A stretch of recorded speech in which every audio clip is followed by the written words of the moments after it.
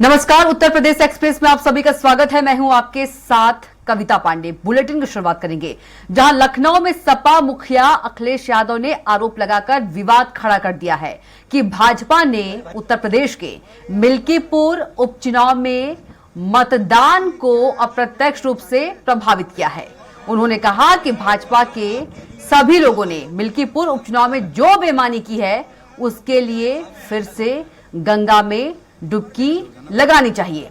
Booth स्तर के अधिकारी कैसे नियुक्त हुए, सीओ किससे भेजा गया या एसओ किससे बनाया गया, जो पुलिस कप्तान है उन्हें कहा गया कि उन्हें इसके बाद मलाईदार पोस्टिंग मिलेगी।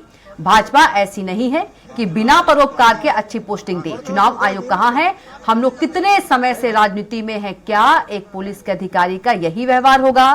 साथ ही चुनाव आयोग पर पक्षपात का आरोप लगाया है। उनके बयान की राजग नेताओं ने तीखी आलोचना की है और उनकी ओर से माफी मांगी है।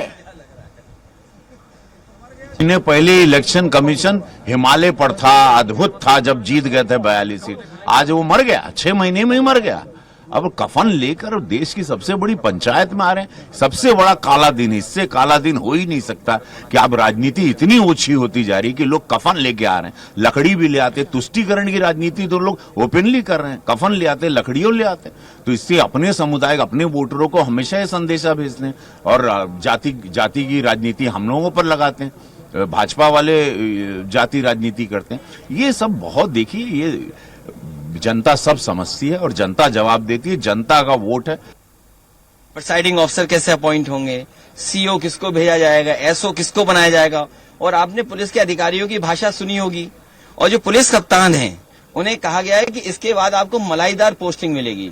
आपको भी नहीं, आपके साथ और लोग भी हैं, क्योंकि सुनने में आ रहा है कि पति पत्नी दोनों आईपीएस हैं या आईएएस हैं, जो भी कुछ हैं। हमें तो बाद में जानकारी मिली है। सुनने में आ रहा है कि दोनों को मलाई वाली पोस्टिंग मिलेगी। अब मलाई वाली पोस्टिंग कैसे मिलेगी जब तक सेवा नहीं करोगे आप। और बीजेपी ऐसी नहीं है कि बिना सेवा के, आपके परोपकार के कोई दे दे पोस्टिंग। पोस्टिंग आपको तभी अच्छी मिलेगी जब आप दूसरों पे अन्याय करेंगे, जब भेदभाव करेंगे, बीजेपी की मन मर्जी से करेंगे। और सीधे हमारे साथ पवन से जुड़ गए हैं। पवन, मिल्कीपुर में उपचुनाव हो गए हैं और अब रिजल्ट की बारी है, लेकिन उससे पहले अखिलेश यादव ने एक ने कई बयान दिए हैं। चाहे वो बीजेपी के ऊपर बात करे, चाहे चुनाव आयोग के ऊपर बात करे, बेईमानी की बात कही गई है, सफेद चादर की भी बात कही गई है। क्या कुछ पूरा मामला है? देखिए कविता, सबसे बड़ी बात है कि चूंकि ये राजनीतिक गतिविधियां हैं, राजनीतिक पार्टी समय और स्थिति के अनुसार बहुत सारे बयान बदलते रहते हैं। अभी हाल ही में 2024 का पार्लियामेंट्री चुनाव हुआ जिसमें समाजवादी पार्टी गठबंधन को करीब 42 सीटें मिली। उस समय अखिलेश यादव ने ही चुनाव आयोग को शीर्ष हाथों लिया और उसको बड़े लेवल में शब्दों से नवाजा, उसको बहुत सराहा की। चुनाव फिर निष्पक्ष है, अच्छे ढंग से यहाँ पर लोकतंत्र की व्यवस्था है।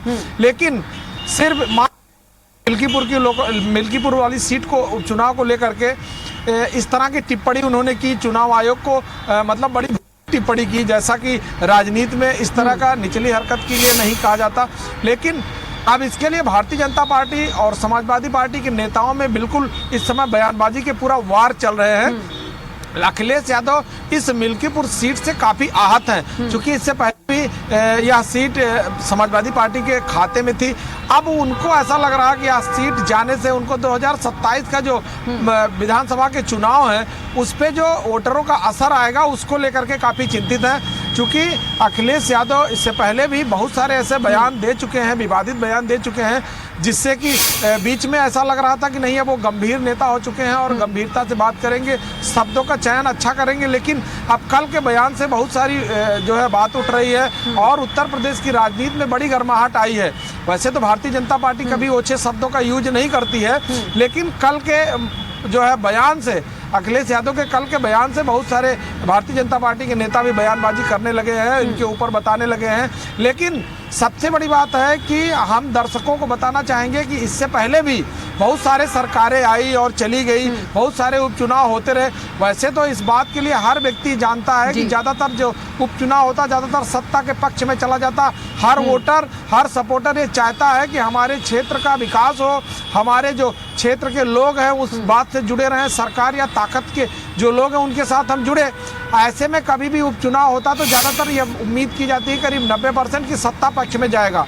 तो आज की जो स्थिति है, मिल्कीपुर चुनाव ऐसा प्रेस्टिजियस जो है चुनाव हो गया था, इसमें भारतीय जनता पार्टी, समाजवादी पार्टी दोनों के नाम का सवाल आ गया था।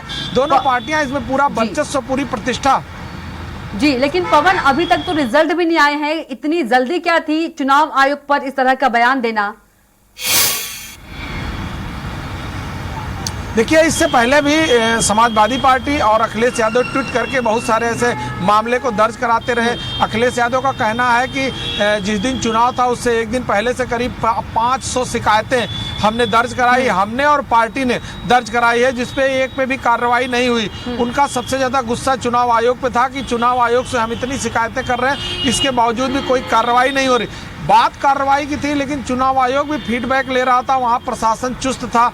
लेकिन सबसे बड़ी बात है कि कोई कंप्लेन करना अलग बात है, लेकिन अगर कहीं से कोई प्रूफ या कोई साथ चाहता है तो उस पर चाहे चुनाव आयोग हो चाहे प्रशासन हो, उस पर कार्रवाई करना लाजमी होता है। लेकिन इस तरह से अभी तक कोई ऐसा प्रूफ, कोई ऐसा सर्टिफिकेट सामने नहीं आया था कि जिसको लेकर के चुनाव आयोग या प्रशासन कोई बड़ी कार्रवाई करता। लेकिन मात्र एक सीट की बात थी, जबकि एक सीट से भारतीय जनता पार्टी या समाजवादी पार्टी को सरकार बनने बिगड़ने या किसी भी स्तर से कुछ होने जाने वाला नहीं था। लेकिन इसके बावजूद भी इतना असंतुष्टि बहुत ज़्यादा जैसी रही उस सीट को लेकर के भारतीय जनता पार्टी में। और मुख्यमंत्री योगी आदित्यनाथ ने इस सीट को लेकर के शीर्ष नेतृत्व को भी वादा किया था कि यह सीट हम इसकी कमान संभालते हैं और इसे हम जीत कर ले आएंगे। वैसे तो अभी वोटिंग हो चुकी है, रिजल्ट 8 तारीख को आएगा, लेकिन इस बीच में इतने ज़्यादा बयानबाजी के वार होने लगे कि पूरी तरह मिल्कीपुर सीट उत्तर प्रदेश की राजनीति में बड़ी गर्माहट आई और पूरी तरह से चर्चा का विषय है। कविता। बिल्कुल पवन, जानकारी के लिए हमारे साथ जुड़ने के लिए आपका बहुत धन्यवाद और आप जुड़े रहिएगा, अगली खबर में भी आपसे अपडेट लेंगे।